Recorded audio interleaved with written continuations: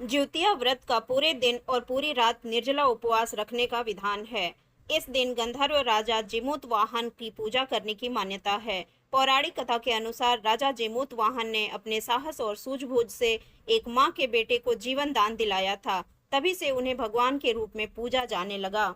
ज्योतिया के व्रत में नहाए खाए और पारण के अवसर पर नोनी के साग से बनी हुई अलग अलग रेसिपीज को जरूर शामिल किया जाता है। इससे साग पकौड़ी दाल आदि चीजें बनाई जाती हैं। नोनी का साग हेल्थ के लिए बहुत ही बेनिफिशियल होता है और इसमें एंटीबैक्टीरियल, एंटी फंगस और एंटी एजिंग एजेंट पाए जाते हैं। ज्योतिया का व्रत विवाहित महिलाएं संतान सुख की प्राप्ति के लिए रखती हैं। धार्मिक मान्यता है कि इस व्रत को करने से संतान को दीर्घायु का आशीर्वाद प्राप्त होता है। व्रत को करने से भगवान श्री कृष्ण संतान की सदैव रक्षा करते हैं और इसके अलावा संतान से जुड़ी सभी तरह की समस्याएं दूर होती हैं। ज्योतिया में जिमूतवाहन की पूजा का प्रावधान है। जिमूतवाहन एक गंधर्व राजकुमार थे जो बेहद ही उदार और परोपकारी इंसान थे। उनके पिता ने राजपाट छोड़ दिया और वन चले गए, जिसके बाद जिमूतवाहन को राजा बना दिया गया। वे राजकाज ठीक से चला रहे थे, लेकिन उनका मन उसमें नहीं लग रहा था और एक दिन वे राजपाट अपने भाइयों को देकर के पिता के साथ ही वन में चल दिए। हिंदू कैलेंडर के मुताबिक ज्योतिया व्रत अष्टमी तिथि अर्थात कि 24 सितंबर 2024 को दोपहर 12:38 से प्रारंभ हुआ है।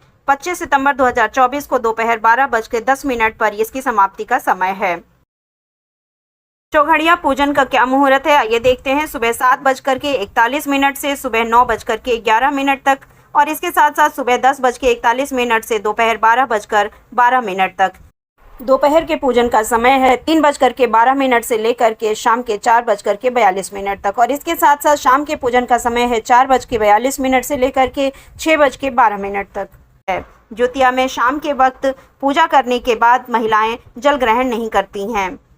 ज्योतिया व्रत के पारण को देखते हैं।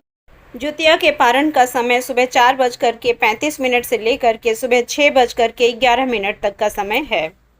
इस समय नहा धो करके और जो महिलाएं जो व्रतधारी हैं वे इसका जो है पारण करेंगी और इस प्रकार से यह व्रत पूरा करेंगी और वे अपने संतान की रक्षा के लिए संकल्प करेंगी।